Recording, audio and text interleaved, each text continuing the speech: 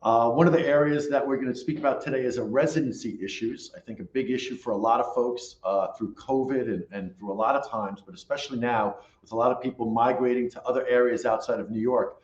I think we're going to find today's discussion really interesting and valuable.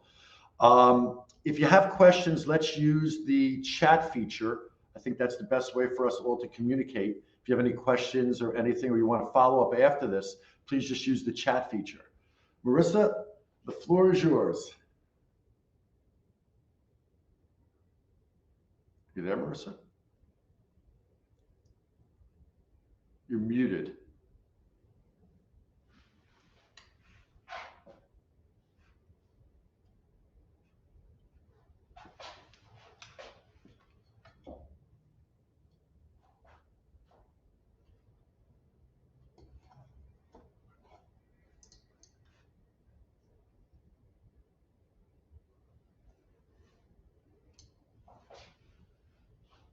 Hold on one second. I'm not sure where Marissa is.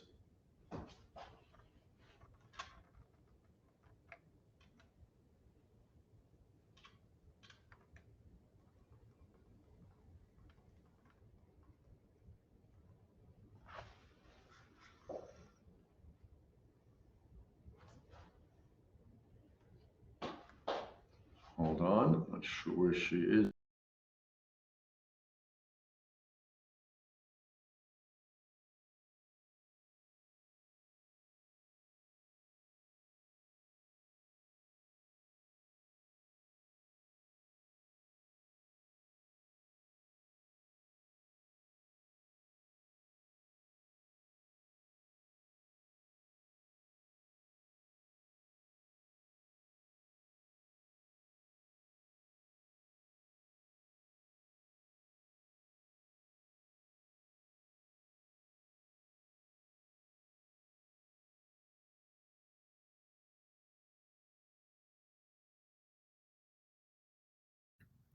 Marissa is having technical difficulties. She will be right in.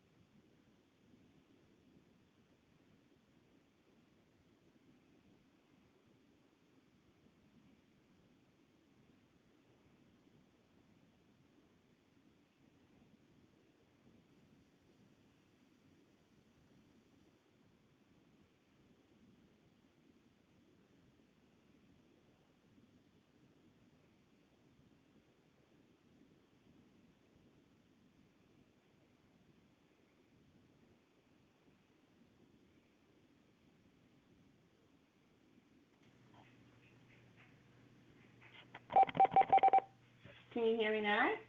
Wait. Hello? Yep, we hear you perfectly. Yay. Awesome. All right, Marissa is back. Welcome, Marissa. Hi everyone. Sorry about that. I'm not sure what's going on with the volume of my laptop here, but thank you so much for joining us today. We're going to be covering a lot of information regarding residency matters. So when someone has been living in New York all their life and they decided to move to another state, and for the purposes of this webinar, I'm going to use Florida because that's probably the one state that most people are attracted to. If someone were to ask you after you had that move, where do you live? Naturally, the answer would most likely be Florida. But for New York State, the taxing department, they may say, well, we kind of have a different opinion. We're not so sure that that's exactly where you live. And they would start a residency inquiry, and it's a whole facts and circumstances-based inquiry, and it's very document intensive.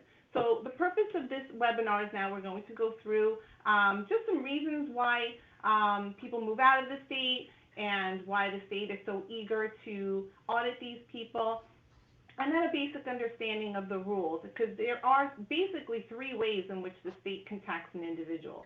So as you can see here, you can go to the next slide. Okay. Reasons for Okay. departure. Right. So most people are leaving because of tax savings. They'd like to go to a state where there is a lower tax rate or perhaps no tax as there is in Florida, lower crime rates. There's more favorable business climates for certain businesses. There's better tax incentives to start businesses in other states. And obviously for better weather or access to outdoor activities. Next slide. Okay. Just some snippets from news, recent news articles about how the wealthiest are leaving New York State and New York City. And with that flight comes loss of dollars to the state. And with loss of dollars to the state becomes more aggressive in trying to retain those people or prevent them from leaving. Next slide. Okay. So as a result, you see there's an increase in residency audits. And as of late, the state hasn't just had audits where they have what they're known as field audits, where there's a person assigned to the audit and they're sending you correspondence and asking you for information. As of late, they started what are known as desk audits. And those are really computer-generated pieces of paper that are sent out asking you for information. Something has changed, and the state wants to know what has changed. And just I really should preface this whole thing with New York State is pretty arrogant in that they can't imagine or they can't fathom that anyone would want to leave the state for any reason whatsoever. So they really make it difficult to say, why are you leaving the state? Why would you possibly leave? And see lots of documentation and proof to actually show that you did make that change. And that's what we're going to get into later on. Next slide. Revenue declines. You can just keep scrolling, Alan, through a few of these. Okay. Revenue declines, the state's seeing that. So here we go. The ways in which the state can tax an individual. These are the two primary ways in which New York State can tax an individual. It's either whether you meet the domicile test or you pass the statutory residency test. And we're going to go through each one of them separately, but this is just showing you, briefly what they are about. Domicile test involves certain factors that are looked to. The burden of proof is on the person claiming the change of domicile. The slide just went away, Alan. And the state looks to see an intent. Why is the person leaving the state? And if they're following through with that intent with the various factors. Whereas statutory residency is just a two-part test. It's do you maintain a permanent place of abode for substantially all the year in the state, and have you spent more than 183 days in New York during that calendar year? Next slide. Okay. I'm briefly going to skip the OBIS case. The OBIS case relates to statutory residency, so I'm just going to skip that just for now. We're going to move on to the domicile test, Alan. Okay.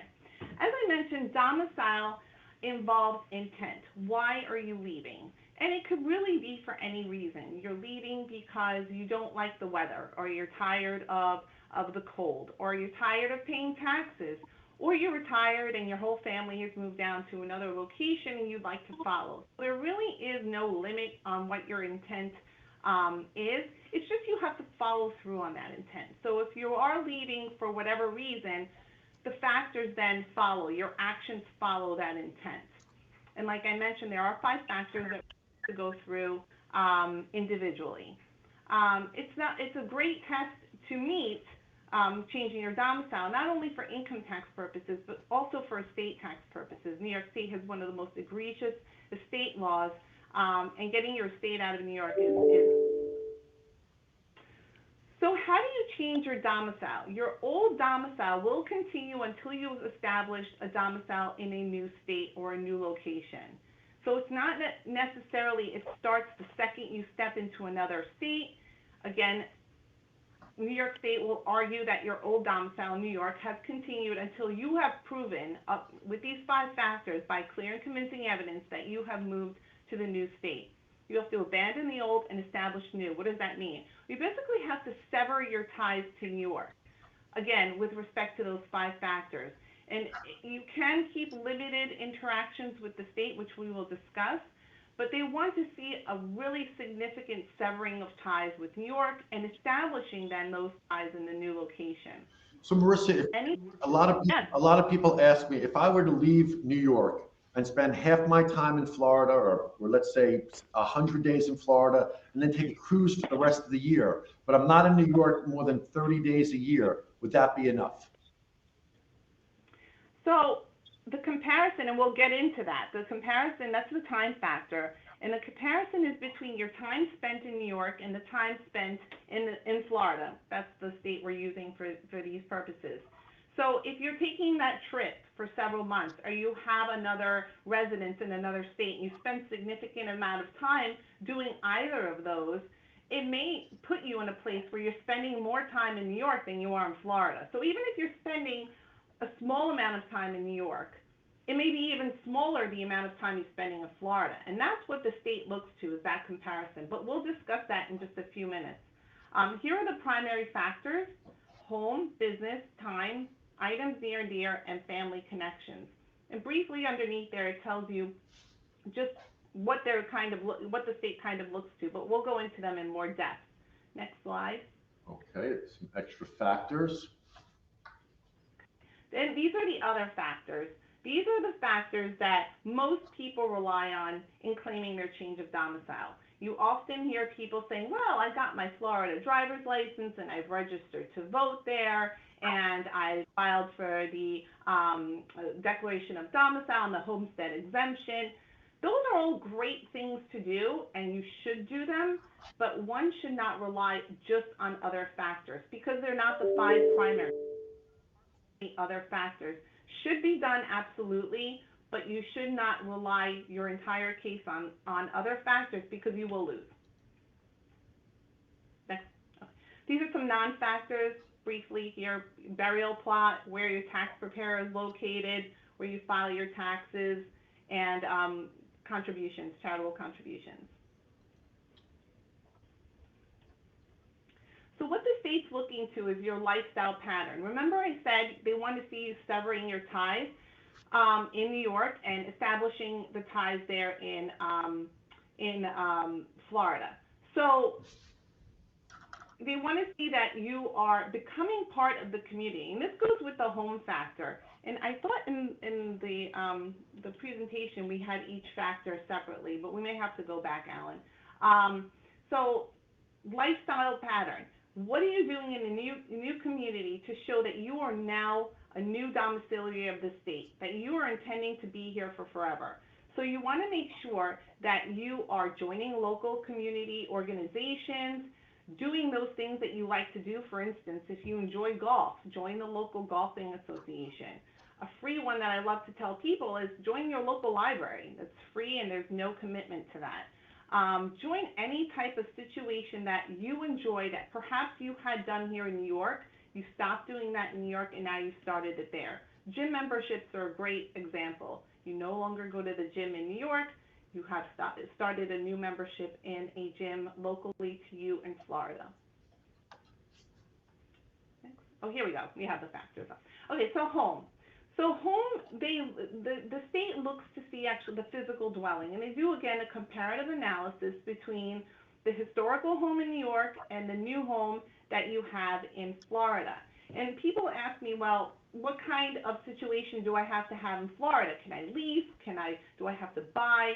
Well, your best case scenario is if you do purchase something, because, again, if you understand the rules of residency and domicile, they're looking to see that you're making a permanent move to Florida, and it's not something that's temporary. Leases are temporary. That's just the nature of them, whereas a purchase is considered more permanent. If you're unable to buy something in Florida, you shouldn't worry. You can enter into a lease. Just make sure it's a long-term lease. Short-term leases, month-to-month, are not going to be looked at very favorably because that is of a temporary nature. So they will look to see the comparative analysis of the square foot of the homes, the fair market value, and the use. My thing is they really look to the use of the property, because if you're retaining a home here in New York, you really need to change the use of the property. So prior to your move, the home was probably used for your primary residence. That's where you raised your family. That's where you came and went from every day. So now that's going to switch. That's going to become your vacation home or hoteling spot. And you're going to treat it as such. And the new home in Florida, whether it be through a lease or a purchase, you will now treat that as your primary residence. You will do all the renovations and construction and big projects to the home in Florida. You would not do that to a home that you are keeping just as a hoteling spot or for vacation purposes. General maintenance and upkeep is absolutely fine, but again, you wouldn't add a pool to your home here in New York. You would do that to the one in Florida. So, Marissa, And as I, so yeah, if you you move to Florida, you spend 250 days in Florida, you have a second place there that you rent. If you would add a pool to your principal residence in New York, that alone would be a factor that could negatively influence the decision? correct. So again, and you may say, well, how are they going to find out? Well, New York State is very tricky, and they have a very sophisticated system, and they do now send out they've returned to sending their agents out and their auditors out into the field. And they do drive around and look at your homes and ask questions and talk to your neighbors. So absolutely, they will come and scout out your home, and also with all the information that's available on social media and on various internet websites, they can see from aerial views the home on one day versus the home on another day. So they can see any changes that have been made. So if you think you might circumvent the state by not mentioning or how they're going to find out, they more likely than not will find out. And like I mentioned before with the house factor, the home factor, they do look beyond the actual physical dwelling. They look to see if you're becoming part of the community and where you're spending your important events. And those are important events to you. So important holidays, perhaps your birthday. If it's outside of your control, where you have a wedding in New York or, God forbid, a funeral that you need to attend to in New York, that's not within your control. And if you're coming back for those events, understood. But for those events which are within your control, at least until you're audited and you have received that change of domicile, check mark, you have to be very careful in the days where they're spent. Now we can move on. Yep. Yeah. You mentioned something to me that I think is a big factor. The audit happens in a year or two after the year in question. So the New York State gets that view of hindsight to see whether you moved out the following year. All of those factors, I think, play into it. A lot of people think it's just what happens in that year. Maybe you could it's a little more than that, I believe. It is, Alan. So an unfiled tax return has no statute of limitations with New York State. So inevitably, they can go on for years and years and years, come after you for that unfiled return. Do they in actuality? No, they usually don't go past 6 years. But once they see that there's an unfiled return or a change in your filing status, where you're going from perhaps a resident tax return to a non-resident tax return, that may trigger something in their systems to say, something's going on here and we have to look into it further. Now that doesn't happen until the tax return is due. So assuming it's a change you took place in 2023, that tax return is going to be due April 15th of 24, barring any extensions. So several months later in the processing months, the state's going to see that they didn't receive your resident tax return, and perhaps around there you'll be starting to get inquiries as to your residence. And they look at years prior and they look at years afterwards. So like Alan said, they have the benefit of hindsight, and that what you have done is done. So that's why understanding the rules and planning is key in these types of situations when you're contemplating a move out of New York State. All right. Let's move on to business factors. You want to move on? Yep. Okay. This factor asks if you have any active participation in the managerial day-to-day operations of the business in New York. So we see a lot of situations in which we have family-owned businesses. Perhaps the dad was very involved in the business in New York, decides to retire, moves down to Florida, but he can't get away from the business, and he's still actively advising on the business. Perhaps he's still on the signatory cards, perhaps he's still signing checks, he's maybe firing and hiring employees or making big business decisions with respect to that business. You don't want that situation. That will again bring you back into New York. That's a tie you haven't severed, and this is a big factor. So any type of investment that's passive, or perhaps that same dad that answers a couple of questions for the son that has taken over the business, that's fine. You just don't want them still continuing on to be participating in those day-to-day operations of that business. And also, as a planning technique, one can consider moving that business, relocating it to Florida, or putting some type of vehicle in between where you're working through a non-New York business to the New York business. Okay. Next slide. Okay, we've discussed this already, the time test. Again, it's not 183 days. This is probably the most confounded factor of all of them. People believe that it's 183 days. I only have to spend 6 months and 1 day out of New York, and I'm fine. I've changed my domicile. That is the test for statutory residency, which we'll discuss later on. That is not the test for domicile. Again, for domicile purposes, the state wants to see a significant change in your lifestyle pattern, and that includes how much time you're spending in Florida versus New York. So they will do a comparative analysis, and you have to be mindful of long-term trips, or perhaps you have a residence in another state and you're spending a significant amount of time there.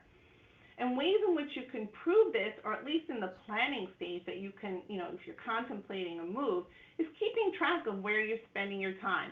There are apps. You can have calendars, diaries, your cell phone records, travel documentation. Start keeping track of those items because they will be requested in the audit, and this way you have a sense of where you're spending most of your time. Next. The fourth factor is items near and dear, and you may say, well, what does that mean? And those are those items for the taxpayer that are of significant sentimental or monetary value. So for sentimental purposes, what are some items? Your pets, photo albums, family heirlooms, anything you may have that's just important to you that may not have a monetary value, but you cannot live without.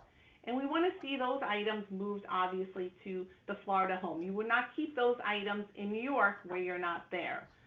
Monetary value, wine collections, luxury cars, artwork, jewelry, anything of that nature also should be moved. And we advise clients to move those items via third-party carrier as bring it yourself. And I understand some items you want to bring yourself, and that's fine. But the majority of the items you really should send through a third-party carrier because that will delineate those items being moved.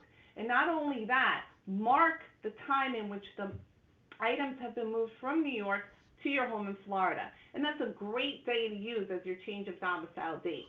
You're making sure that everything else is occurring around the same time, you can use that as your change of domicile date. Also, items of monetary value, you want to include them on the insurance rider for the home in Florida and remove them from the one in New York. Next factor. Family connections. Family. So where is your family? Yes, New York State wants to know that. And historically, they wanted to know this for the purpose of understanding where the minor children were attending school. Because again, in looking at the whole broad picture, if you're moving your entire life and starting anew in another state, you'll bring your children with you, your minor children with you, you hope. So that's what they would look to see that the minor children are enrolled in a local school. And a lot of our cases show that they don't have minor children. So New York State, as of late, has been inquiring as to where is your immediate family. Where are your grandchildren? Where are your parents, siblings? Because those are ties to New York. And if they are located in New York, they're going to be, oh, well, you still have people here and you still have a connection here. And as unfair as that may seem, because, you may have adult children and they have their own lives, New York State will inquire as to their location. Next.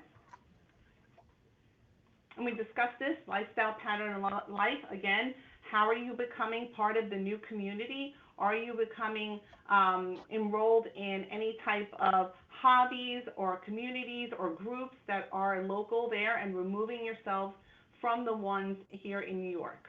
So Marissa, how does this affect the days in, days out? Like something like lifestyle or pattern of life? Is it just one factor? Because I think everyone's preconception is that it's days in, days out is the main factor. Right, and that's not, I mean, New York State loves the time factor because inevitably that's the hardest one for taxpayers to comply with. I advise clients that it's you have to come back strategically, and it's the biggest sacrifice, and only the taxpayer and his family can decide as to whether that's something that they can do. But there's an unwritten rule that for every day in New York, you should spend 2 days in the new domicile. So that's at the very, very minimal amount of time being spent away from the main domicile. And yeah, it's not a days in, days out. You should still be keeping track of your days with a change of domicile situation, because that's important to show that perhaps you wouldn't spend 360 days the first year, but you spent 200, and then you spent 250 the following year, and then the following year was 300, and you can show that increase in that time spent in the new domicile. So I highly suggest keeping track of your days no matter what, because they will only aid you in first understanding whether you have a good case for a change of domicile, and secondly, you're going to need that documentation to produce to the state when your audit occurs.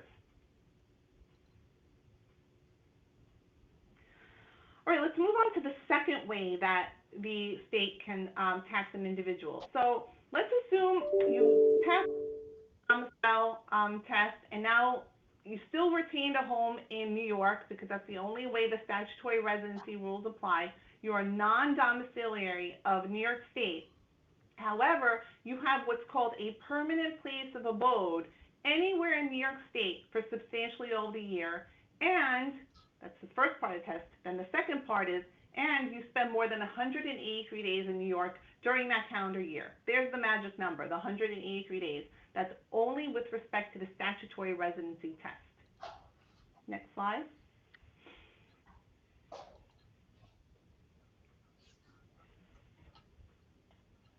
So what is a permanent place of abode? Permanent place of abode is basically any place where you can stay, a home, a condo, an apartment. New York State will look to the physical attributes and your residential interest. What's a residential interest in a property?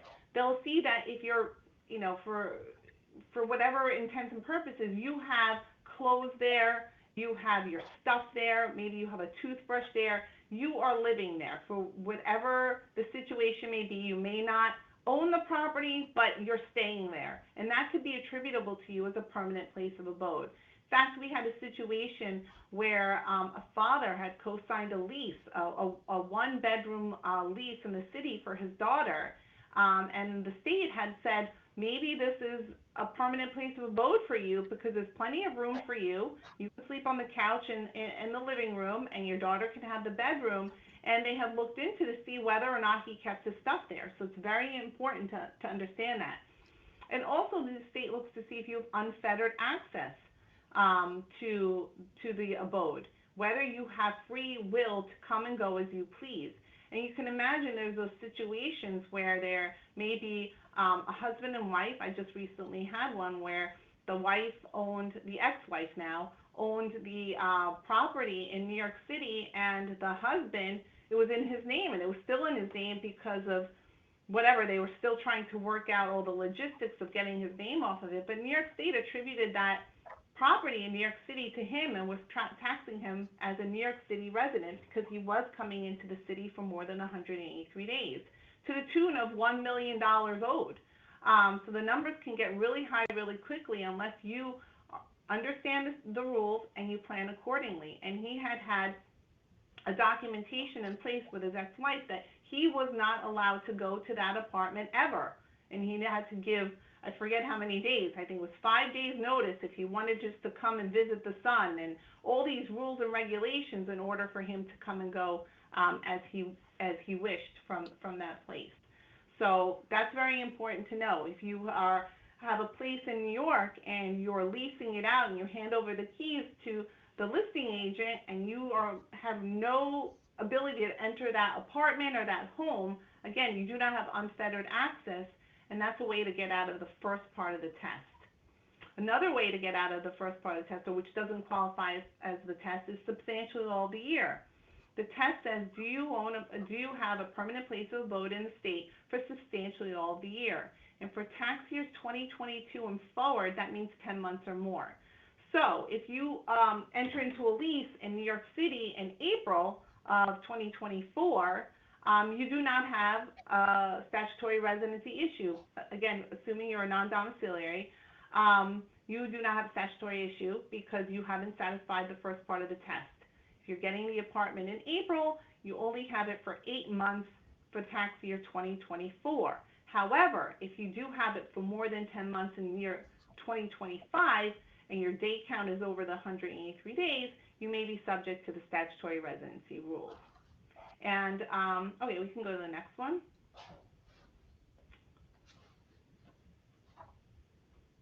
Again, we discussed this relationship to the dwelling. How can you be attributed to having an abode be considered your permanent place of abode? If you have ownership rights, the unfettered access is right there. Relationship to the habitants, maybe it's your girlfriend or it's your parents. Your parents are going to kick you out. They're going to let you stay and keep your stuff there. So that's what this is really looking to, is what's the relationship you have to the dwelling. Next. So the second part of the test is, what is a day? It's to spend no more than 183 days in the state of New York. So any time spent in New York is a day. If you spend 10 minutes in New York, that's considered a day. So you have to keep really good records and keep good track of where you're spending your time if you meet the first part of the test. And again, as mentioned before, you can use the same items, and we'll discuss them before. There's no exception for coming here for shopping or dining. There is some exception if you're traveling through the state. For instance, you live in Florida, you have a PPA in New York, you're traveling through to Europe, and you're stopping at JFK for a layover for your next flight. If you stay in JFK, you're fine. That doesn't count as a day. If your next flight isn't for 10 hours and you want to go to your favorite restaurant in Queens or into the city, guess what? You just counted yourself a day. So you have to be very careful when you're traveling through the state that you're really not stopping, you're continuing on. The other exception is for inpatient medical care, and that only pertains to the taxpayer. So if your spouse is coming to visit you, those persons' days will count, but you as the inpatient patient, well, your days will not count. So if you have some type of outpatient procedure in New York, that day will count. Next. So as the burden of proof for change of domicile is on the person claiming the change of domicile, so usually it's the person that's leaving New York, the burden of proof for a statutory residency on the day count is on the taxpayer in all circumstances. The taxpayer must prove by clear and convincing evidence his whereabouts on any day in a calendar year. And the calendar year is always January through December. So every single year, as long as he has a PPA, that taxpayer must show his whereabouts on any given day in that year. And any unknown days, if you do not have that proof to show a day where you're at, will automatically go to the state. So if you're very close in your day count, this can absolutely work against you. Planning, again, documentation, key in all of this. Next.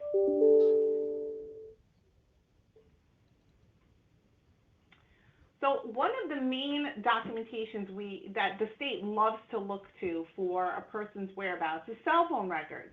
However, cell phone records are very unreliable because of the way that the cell phone towers work. The cell phone tower to which you are pinging may not necessarily be the closest tower. It may not even be in your state. I had a case where I had a taxpayer who had a permanent place of abode in the city, but he was a domiciliary of Connecticut, in the southern part of Connecticut. And he regularly pinged to cell phone towers in Stony Brook, New York. and the auditor, and he would ping in Connecticut at, say, 10:06. At 10:10, he would ping to Stony Brook, and at 10:12, he would ping back to a Southern Connecticut tower. And the auditors would say that he had a day in New York, and no joke. We had to fight that day to show that the impossibility of a 4-minute commute across the Sound to Stony Brook and then back in 2 minutes. So it's very important that, to rely on cell phone records, because they can certainly help you in a bind, especially when that day count is close. But you also have to be very careful of these mispings, what they're known as, these false positives, putting you in a state when you're physically not there.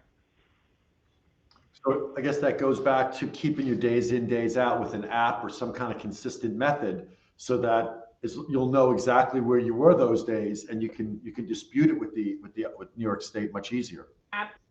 Contemporaneous documentation is key. I always advise clients to never rely just on an app or one form of proof for your day count. Have several methods of proof, because therefore, if one wigs out, and I've had those apps on the phones where they stop working or they misreported information, you have something else to show your whereabouts. So have a paper copy of all your documentation, credit card records, your cell phone records, travel documentation, absolutely the apps on the phone, or an actual physical calendar, digital calendar, but have it in both spots, because in either circumstance, so anything digital can be corrupted and anything paper can be lost. So have it in 2 spots, because when you're audited, that will win your case. That will help you make your audit seamless, rather than an absolute nightmare to have to recreate these documents or get them from your cell phone company 3 years later when they possibly have destroyed them by then. Next. Okay, so this is, I initially said there are 3 ways in which the state can tax someone. There's the 2 main ones, change of domicile and statutory residency, but there's another way in which the state can tax individuals that are not domiciliaries and not statutory residents of New York, and this is via allocation of income. If you are a non-domiciliary and you're not subject to the statutory residency rules of New York State, you could still owe money to New York State on your income earned within the state. That's just basic sourcing rules. So if you work for a New York company, you live in New Jersey, you are a domiciliary of New Jersey, you do not have a permanent place of abode in the city or the state, and you come into New York City to work for a New York employer and you're assigned to that New York office, all income from that employer will be subject to New York tax. So not your worldwide income, as it would be under change of, as a domiciliary, as a statutory resident, only that income from that employer. So we see a lot of situations in which people are now working remotely and telecommuting. And that creates a problem for people, because they're saying, well, I'm not coming into New York at all, and I'm working from my home, therefore I'm not subject to New York State tax. And that's not how the state has looked at it, and I believe there's case law on it, that's not how it's being viewed. I know it's being challenged right now in various methods, but the taxpayers are losing. The state is saying you are working from home for your convenience. And if you can show that you're working from home for the necessity or the convenience of the employer, then we can have a discussion, and you would have to show various things to show that. And you can show a bona fide employer office in your home office, and perhaps you can get out of allocation of income there. And there's one other method in which you're telecommuting. Again, you're working remotely, you're not a domiciliary, you're not a statutory resident of New York, and you never come into New York for work purposes during the whole entire calendar year. You can come for personal reasons. There's a case called the Hayes case, which says the convenience of the employer rule does not come into effect, and therefore there is no allocation, and therefore you do not have to allocate your income to New York for that tax year. So those are the 3 ways in which the state can tax someone, an individual, change of domicile as a domiciliary, as a statutory resident, or via the allocation rules. And that's about it. Alan, any questions? Yes. So a couple questions came up on the chat that I think we've answered, but let's go through them. What if I live in Florida, but because of internet, I do business in New York? Perhaps the business is located in New York, but I spent all my time in Florida.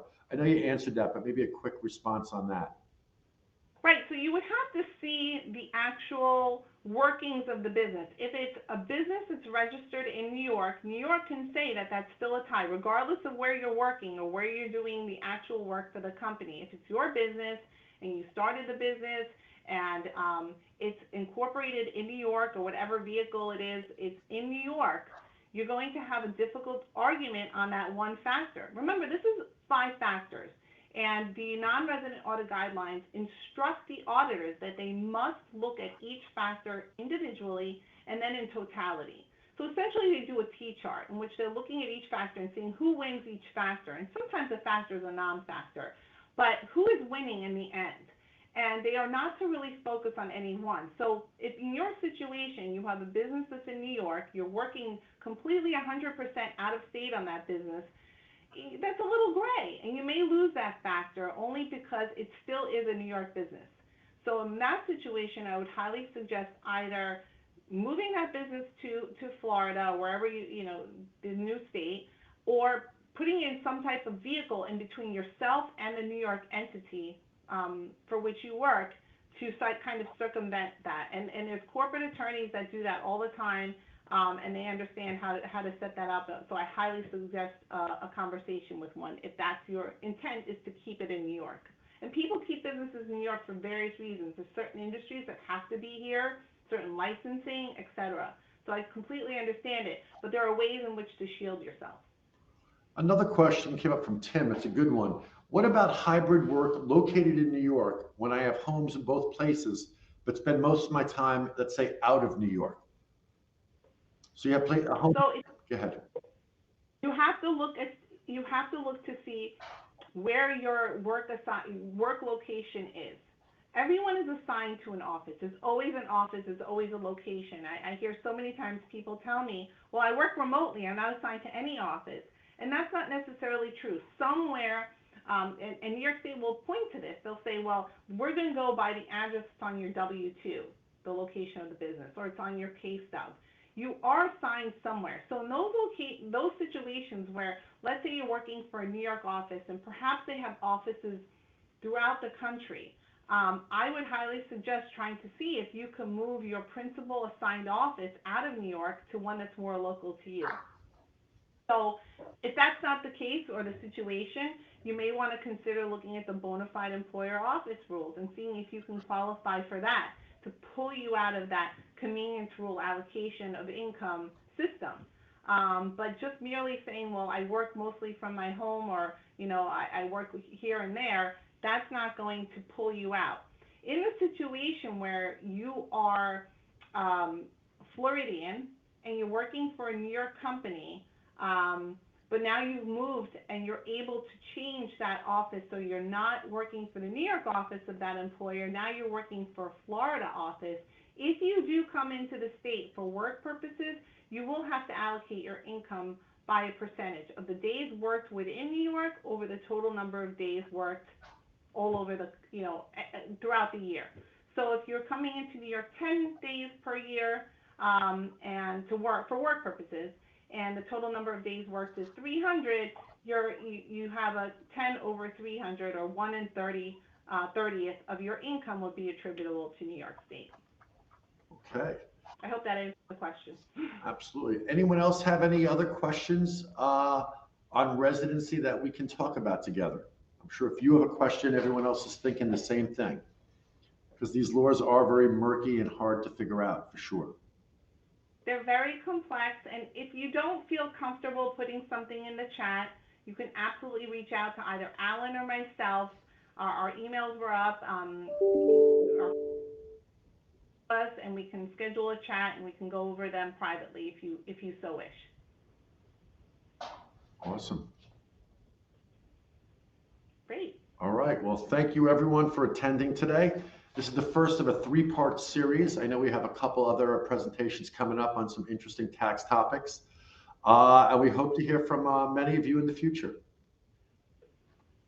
Yes, thank you so much. This is great. Bye, everyone. Bye-bye.